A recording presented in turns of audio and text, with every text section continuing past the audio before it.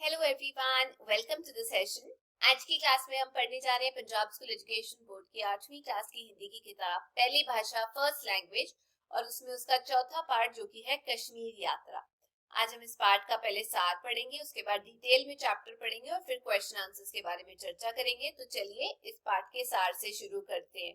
कश्मीर यात्रा नामक पाठ पत्र शैली में लिखा गया है। जालंधर में रहने वाली एक लड़की खुशबू ने अपनी सहेली गुंजन को गर्मी की छुट्टियों में की गई अपनी कश्मीर यात्रा का वर्णन एक पत्र में किया है। कश्मीर ग्रेट हिमालयन रेंज और पीर पंजाल पर्वत श्रृंखला के बीच स्थित एक सुंदर पर्वतीय प्रदेश है। ये एक विशाल घाटी के बीचों बीच स्थित है, इसलिए इसके घर बाजार आदि पहाड़ी ढलानों पर नहीं बने हुए हैं। यह मैदानी शहरों जैसा ही लगता है। गर्मियों में यहाँ का मौसम बहुत सुहावना होता है और सर्दियों में हर तरफ बर्फ की चादर बिछी होती है। पतझड़ आने पर चिनार के पेड़ों का सुनहरा सौंदर्य सभी का मन मुग्ध कर देता है। कश्मीर की गर्मियों की राजधानी श्रीनगर है और सर्दियों की जम्मू। कश्मीर झीलों और बागानों का प्रदेश है। डल, वूलर, नगीना आदि इसकी प्रसिद्ध झीलें हैं जो कमल के फूलों से सजी सबरी प्रतीत होती हैं। डल झील पर सुबह से शाम तक रौनक छाई रहती है। पर्यटक टूरिस्ट प्राय हाउस बोट पर ठहरना पसंद करते हैं, जिनमें घर की तरह सब सुख सुविधाएं होती हैं। इनसे झील की सुबह, दोपहर, शाम और रात की सुंदरता झिलमिलाती सी दिखाई देती रहती है। रात के समय हाउस बोट में जगमगाती रोशनियां इसके जल में ऐसे लगती हैं जैसे आकाश के तारे झील के जल में उतर आए हों।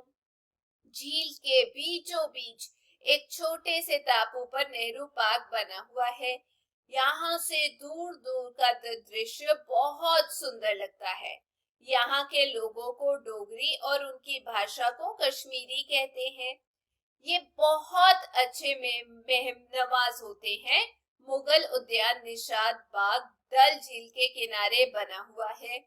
इसे बागों की रानी कहते हैं। शालीमार बाग यहाँ से 10 किलोमीटर दूर है, उसे बागों का राजा कहते हैं।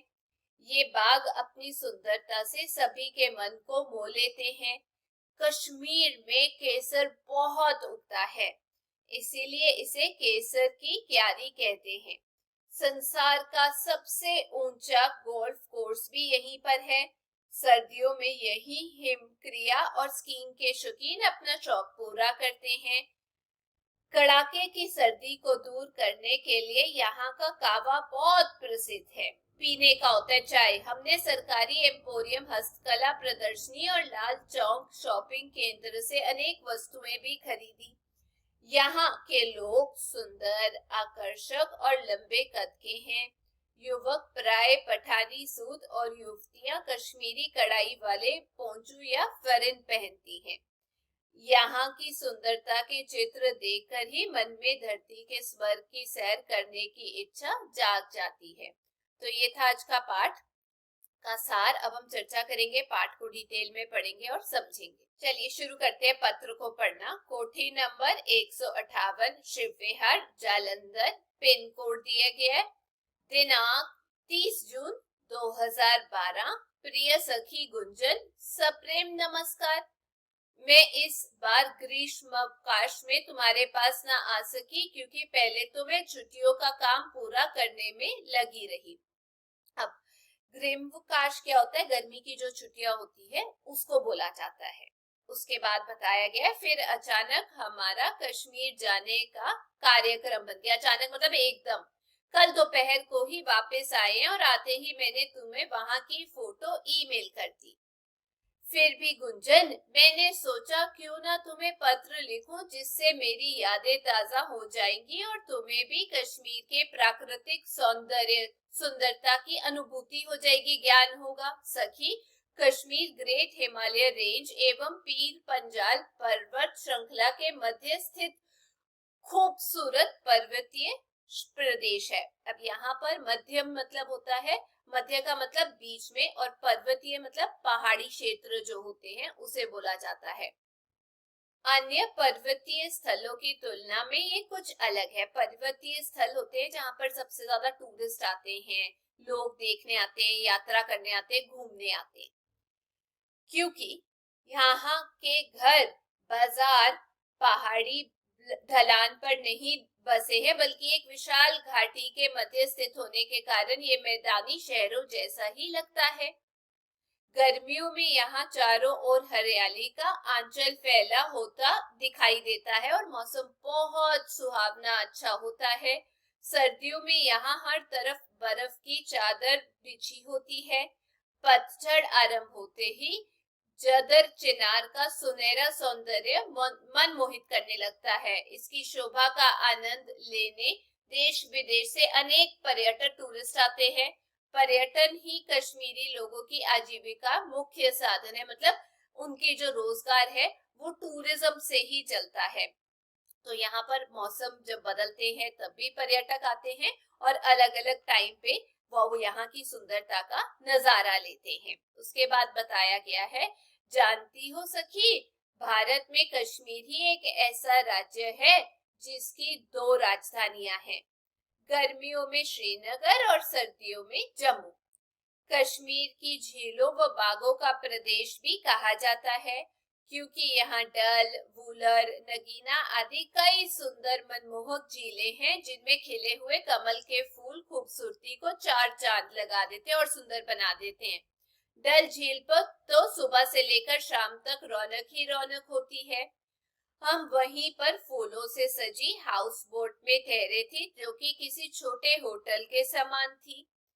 इसमें घर की तरह ही रसोई, खाने, बैठने, सोने के कमरे अलग अलग थे। ये घर की तरह ही आरामदेह था। दिन और रात हर पहर इस झील की खूबसूरती का अलग ही नजारा होता है। सूर्य उदय और सूर्यास्त के समय आकाश का नारंगी रंग मानो झील को ही अपने रंग में रंग लेता है। इस सुरम्य सुंदर वातावरण में शिकारे में नौक विहार करते हुए, किश्ती में तैरते हुए हम प्रकृति का अद्भुत सौंदर्य का आनंद लेते रहे। प्रकृति मतलब कुदरत का, और जितनी सुंदर प्रकृति थी उसका आनंद ले रहे थे, मजा ले रहे थे। आगे डल झील की इस खूबसूरती के प्रत्येक दृश्य को हमने अपने कैमरे में कैद कर लिया। रात के समय हाउस बोटों में जलने वाली बत्तियों की प्रतिबिंब प्रदीप मालिका की तरह झिलमिलाते हुए झील के सौंदर्य को दुगना कर रहे थे। अब इसमें प्रतिबिंब का मतलब होता है जो परछाई होती है, वो और भी ज्यादा जो दीपमाला थी वो झील को सुंदर दिखा रही थी। ऐसा प्रतीत हो रहा था मानो आकाश तारों की शोभा लिए पानी में ही उतर आया हो। झील के मध्य एक छोटे से टापू पर नेहरू पार्क है। वहां से झील का दृश्य दूर सड़क के पास लगे सरपत के ऊंचे झाड़ों की कतार तथा उनसे आगे चलता हुआ ऊंचा फव्वारा बड़ा मनोहारी लगता है, सुंदर लगता है। यहाँ के लोगों को डोगरी कहा जाता है। इनकी भाषा कश्मीरी है। इनकी मेहमान नवाजी का तो कोई जवाब ही नहीं। रात के खाने में उनके मशहूर व्यंजनों में चमनी कलिया, वेत, चमन, दम आलू, राजमा, गुवाजी आदि स्वादिष्ट व्यंजन खाना परोसा गया। मिठाई के तौर पर फिरनी परोसी गई। मुगल उद्यानों को बिना देखे भला हमारी यात्रा पूरी कैसे हो सकती थी। इसलिए अगले दिन सुबह हम डल झील के किनारे निशांत बाग, जिसे बागों की रानी कहते हैं, देखने गए। फिर यहाँ से लगभग 10 किलोमीटर दूर शालीमार बाग देखा, जिसे बागों का राजा कहा जाता है। वास्तव में असलियत में ये सभी बाग शाही आरामगाह के उत्कृष्ट नमूने हैं, जो मुगल बादशाहों द्वारा बनाए गए थे। इन सीरीनुमा बागों में किसी भी तरफ नजर दौड़ाओ, हर तरफ रंग बिरंगे खिले फूल, मखमली घास, आड़ू, बादाम, चेरी, खुमानी, सेब आदि फलों से लदे बागान झूलते हुए नजर आते हैं। चिनार, देवदार व चील के लंबे लंबे वृक्षों के समूह के बीचों बीच से झांकता सूर्य, झरझर झरनों से बहता पानी, सब सैलानियों को मंत्रमुग्ध करता है, टूरिस्ट को। कश्मीर की सारी घाटी केसर की क्यारियों से महकती रही है, इसीलिए ही तो कश्मीर को केसर की क्यारी भी कहा जाता है। गुंजन, क्या तुम्हें पता है कि विश्व का सबसे ऊंचा गोल्फ कोर्स यही है? सर्दियों में जब यहाँ बर्फ की मोटी चादर बिछी होती है, तब ये जगह हिमक्रिया और स्कीइंग शौकीन लोगों के लिए तो स्वर्ग बन जाती है। हमने स्कीइंग का आनंद तो नहीं लिया, किंतु यहाँ चलने वाली गंडोला केबल कार द्वारा हमने बर्फीली ऊंचाइयों को छुआ, जो कि बहुत ही रोमांचकारी लगा, अच्छा लगा। इतने में शाम हो गई, हम काफी थक चुके थे। इस तरह हम वापस अपने शिकारे में लौट आए। यहाँ कड़ाके की सर्दी के कारण हमने यहाँ का मशहूर कावा चाय गरम पे पिया और सो गए। अगले दिन कश्मीर की मशहूर वस्तुएं लेने के लिए हम वहाँ के सरकारी एम्पोरियम, हस्तकला प्रदर्शनी एवं लाल चौक शॉपिंग केंद्र गए। वहाँ हमने पश्मीना, अंगोरा, जामावर शॉल, कश्मीरी कढ़ाई वाले फिरन, गलीचे, केसर, संतूर, सूखे मेवे, हस्तशिल्प, पेपल मेशी के शोपीस, चमड़े की वस्तुएं इत्यादि देखी, जिनका यहाँ से निर्यात विदेशों तक होता है, एक्सपोर्ट। माता जी ने पश्मीना का शॉल, मैंने कश्मीरी कढ़ाई का फिरन, पिताजी ने चमड़े का पर्स और सुलभ ने चमड़े की बेल्ट खरीदी। मैं तुम्हारे लिए कावा लाई हूँ, चाय होती है। एक और विशेष बात बताऊं, यहाँ अधिक जाड़े से बचने के लिए लोग एक विशेष प्रकार की अंगीठी अपने साथ उठाए रखते हैं, जिसे कांगड़ी कहते हैं। मैं कांगड़ी भी खरीद कर लाई हूँ, तुम जब आओगी तब दिखाऊंगी। ये सब खरीदते खरीदते जहाँ एक और लंबा कद, गोरी त्वचा, नीली भूरी आंखों वाले पठानी सूट पहने फुर्तीले युवक सबको अपनी ओर आकर्षित कर रहे थे, तो दूसरी तरफ कुर्ते के ऊपर कश्मीरी कढ़ाई वाले पोंचो या फिरन पहने गोरी त्वचा, लाल गालों, सुंदर नैन नक्शों वाली गहनों से सजी युवतियां भी सुंदरता एवं आकर्षण का केंद्र थी। प्रदर्शनी के बाहर कश्मीरी लोकगीत, घूम रे शाम रंग घूमरो, आए हो किस बगिया से हो, की ताल पर नाचती युवतियों का मनमोहक नृत्य डांस अब भी मेरी आंखों के सामने घूम रहा है और मधुर आवाज कानों में गूंज रही है। कश्मीर घाटी की सुंदरता का वर्णन कहाँ तक करूं, इसने तो हम सबका मन ही मोह लिया। वहां की प्राकृतिक छटा की फिल्म व चित्र मैंने अपनी सीडी में डालकर रख लिए हैं, ताकि मेरी यादें अगर कहीं धूमिल होने लगी, धुंधली होने लगी, तो मैं उन्हें ताजा कर सकूं। तुम्हें भी ईमेल द्वारा भेज दिए हैं, ताकि तुम इन्हें देखकर और मेरा पत्र पढ़कर धरती के स्वर्ग की यात्रा करने को लालायित हो जाओ। आगे आंटी अंकल जी को मेरा नमस्कार, दिव्या उदय को प्यार देना, तुम्हारी सखी खुशबू। तो ये था पाठ जिसके बारे में हम लोगों ने अच्छे से चर्चा कर ली है। अब चर्चा करते हैं इस पाठ के प्रश्न उत्तर अभ्यास के बारे में। सबसे पहले है शब्दार्थ, जैसे ग्रीष्म अवकाश मतलब गर्मी की छुट्टियां, अचानक, एकदम या एकाएक, सौंदर्य का मतलब सुंदरता, मध्य का मतलब बीच में, पर्वतीय मतलब पहाड़ी क्षेत्र, पर्यटन स्थल वह स्थान जहां यात्री घूमने आते हैं, खूबसूरत का मतलब सुंदर, अनुभूति का मतलब महसूस होना, आजीविका का मतलब रोजगार, पर्यटक सैलानी टूरिस्ट, सुरम्य मतलब सुंदर, नौक विहार मतलब किश्ती से सैर, रौनक मतलब गहमा गहमी या चहलकदमी, प्रतिबिंब मतलब परछाई, वास्तव में मतलब सच में, मशहूर प्रसिद्ध होता है, सूर्य उदय सूरज का चढ़ना, मनोहारी मन हरने वाला, सूर्यास्त सूर्य का डूबना। वैसे ही व्यंजन मतलब खाद्य पदार्थ, खाद्य पदार्थ, सीढ़ीनुमा मतलब सीढ़ी जैसा, हिमक्रिमा मतलब बर्फ की खेल, निर्यात का मतलब बाहर भेजना, रोमांचकारी मतलब आनंददायक, उत्कृष्ट का मतलब सबसे अच्छा, धूमिल का मतलब ओझल। आगे कहा गया यहाँ पर शुद्ध करके लिखे, तो मैंने शुद्ध करके इसका जो उत्तर है वो यहाँ पर लिखा है। जैसे सबसे पहला शब्द श्रृंखला, स्थित, मुख्य, ग्रीष्मकाश, हिमक्रिया, शॉपिंग सेंटर। आगे इन प्रश्नों के उत्तर एक या दो वाक्यों में लिखें। पहला, कश्मीर अन्य पर्वतीय प्रदेशों से किस प्रकार अलग है? उत्तर, कश्मीर में अन्य पर्वतीय प्रदेशों की तरह ढलानों पर घर बाजार नहीं बसे हैं, वे सब इसकी विशाल घाटी में मैदानी क्षेत्र की तरह बने हुए हैं। अगला, कश्मीरी लोगों की आजीविका का मुख्य साधन क्या है? रोजगार का। पर्यटन ही कश्मीरी लोगों की आजीविका का मुख्य साधन है, टूरिस्ट। ग, इस प्रदेश की गर्मी और सर्दी की राजधानी के नाम लिखें। उत्तर, इस प्रदेश की गर्मी की राजधानी श्रीनगर और सर्दी की जम्मू है। अगला, घ, यहाँ पर कौन कौन सी झीलें हैं?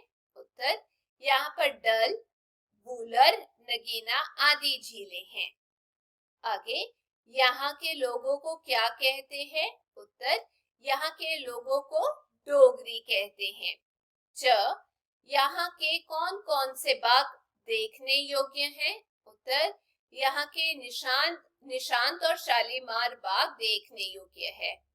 अगला, यहाँ की प्रसिद्ध वस्तुएं कौन कौन सी हैं? उत्तर, पश्मीना, अंगोरा, जामावर शॉल, कश्मीरी कढ़ाई वाले फरन, गलीचे, केसर, सूखे मेवे, हस्तशैल, पेपर मेशी और चमड़े की बनी वस्तुएं प्रसिद्ध हैं।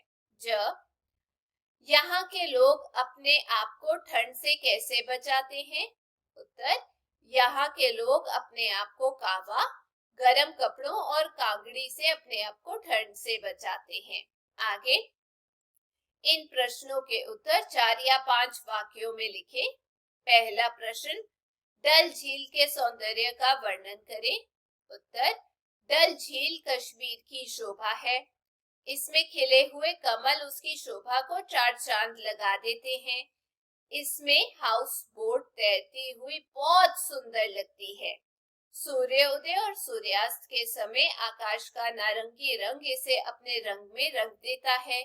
रात के समय हाउस बोटों की बत्तियां इसके पानी में झिलमिलाती हुई दिखाई देती हैं, तब ऐसा लगता है जैसे आकाश के तारे इसमें जगमगाने लगे हों। अगला, मुगल बागों की क्या विशेषता है? उत्तर, कश्मीर के मुगल बाग निशांत और शालीमार मुगल बादशाहों ने शाही आरामगाहों के रूप में बनवाए थे। निशांत बाग तो डल झील के किनारे बना हुआ है, पर शालीमार वहां से 10 किलोमीटर दूर है। निशांत को बागों की रानी कहते हैं और शालीमार को बागों का राजा माना जाता है। इन बागों में चिनार, देवदार और चील के लंबे लंबे पेड़ शोभा देते हैं। सीढ़ीनुमा बागों में रंग बिरंगे फूल, मखमली घास, आड़ू, बादाम, चेरी, खुमानी, सेब आदि के फलों से लदे हुए पेड़ अति आकर्षक लगते हैं। अगला, हाउस बोट के बारे में आपने क्या जाना? उत्तर, हाउस बोट डल झील में तैरती हुई नौकाएं हैं जो किसी होटल के समान ही दिखाई देती हैं।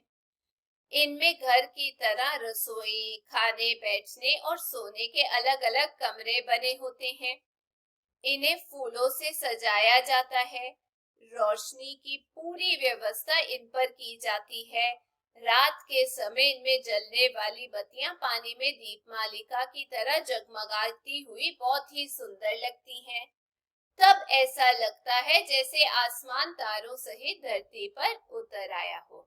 आगे बताया गया है, इन मुहावरों के अर्थ लिखकर वाक्यों में प्रयोग करें। तो चलिए बताती हूँ। पहला, 4 चांद लगाना मतलब सुंदरता को बढ़ा देना। विवाह मंडप में मोतियां और गुलाब के फूलों की सुंदर लड़ियों ने तो 4 चांद लगा दिए थे। मन मोहित करना मतलब आकर्षित करना। श्री कृष्ण की बांसुरी की मोहक तान ने राधा का मन मोहित कर दिया था। अगला, अपने रंग में रंग लेना पूरी तरह से प्रभावित करना। नवाब को तो अब बाबा जी के उपदेशों ने पूरी तरह अपने रंग में रंग लिया है। अगला, मनोहारी लगना, सुंदर लगना। चांदनी रात में ताजमहल बहुत मनोहारी लगता है।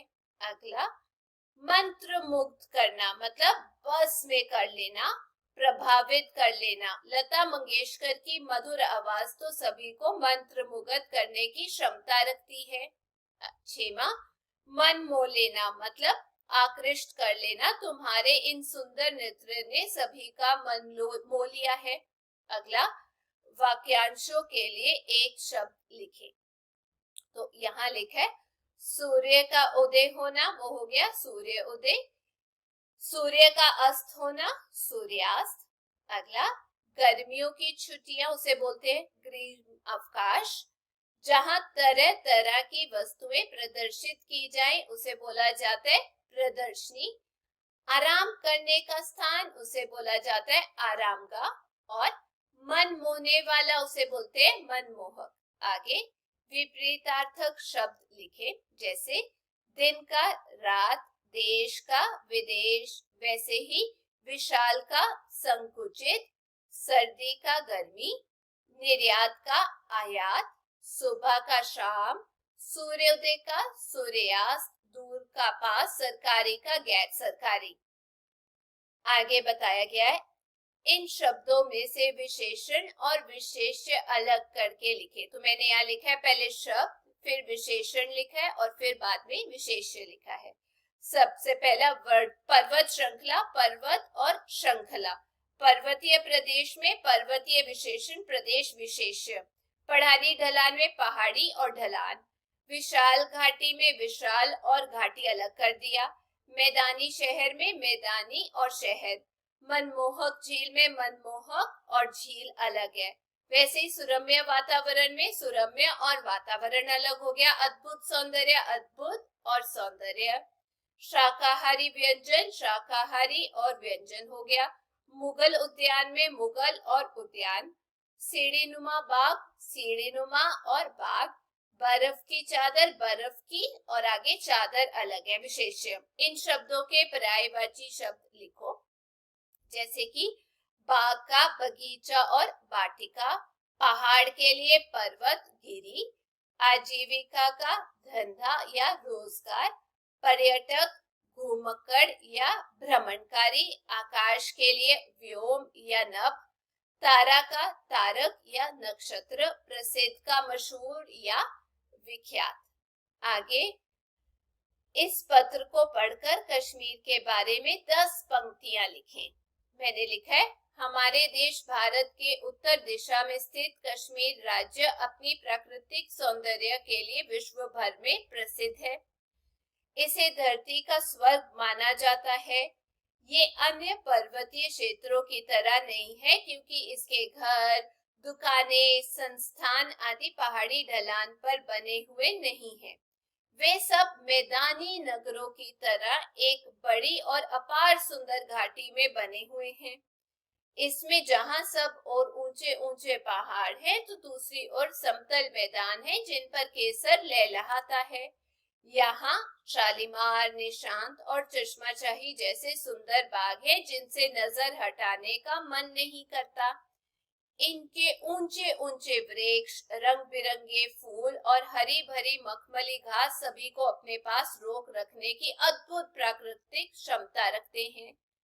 पीर पंजाल के आंचल में स्थित बेरीनाग जल स्रोतों का प्राकृतिक स्थल कुकनाक नाग, दूध जैसे पानी से भरी नदी वाला पहलगाम, पर्वतीय शिखर पर बना गुलमर्ग और जादुई भूमि सनासर इसी राज्य की शोभा है, जो संसार भर में पर्यटकों को अपनी ओर आकृष्ट करते हैं। डल झील, वुलर झील और विष्णुपाद झील अपनी सुंदरता से सबका मन मोह लेती हैं। कश्मीर घाटी पर्यटकों के आकर्षण का मुख्य केंद्र है। यहाँ की सुंदरता से मन और तन को अपार सुख प्राप्त होता है। आगे भ्रमण से जहाँ हमारा ज्ञान बढ़ता है, वहीं हमें स्थानीय लोगों की संस्कृति, वेशभूषा, रीति रिवाज, खान पान आदि समझने का भी अवसर प्राप्त होता है। यदि आपने किसी अन्य प्रदेश की यात्रा की हो तो अपने अनुभव डायरी में नोट करें। आगे कहा गया है, कश्मीर के लोक गीत याद करें और वार्षिक उत्साह या किसी अन्य अवसर पर भाव भंगिमा के साथ गाएं। छुट्टियों में आप अन्य कौन कौन से काम सीख सकते हैं, उनकी सूची बनाएं, जैसे नृत्य सीखना, डांस सीखना, चटनी, जैम आदि बनाना सीखना, चित्रकला सीखना, वस्त्रों की सिलाई करना, तैराकी सीखना, कढ़ाई करना, योग आसन करना, मिट्टी, पेपर मेशे, पत्थर, लकड़ी आदि से हस्तशिल्प बनाना, चारपाई बुनना, पेंट सफेदी करना, बिजली का काम, खेती बाड़ी करना, जूडो कराटे सीखना, अपने माता पिता के द्वारा किए जाने वाले व्यावसायिक कार्य को सीखना। तो ये थी आज की क्लास। मैं उम्मीद करती हूँ आप सबको ये पाठ अच्छे से समझ आ गया होगा और प्रश्न उत्तर भी। यदि आपको वीडियो अच्छी लगी तो चैनल को लाइक, शेयर, सब्सक्राइब जरूर कीजिएगा। हम फिर मिलेंगे। Till then take care, bye bye.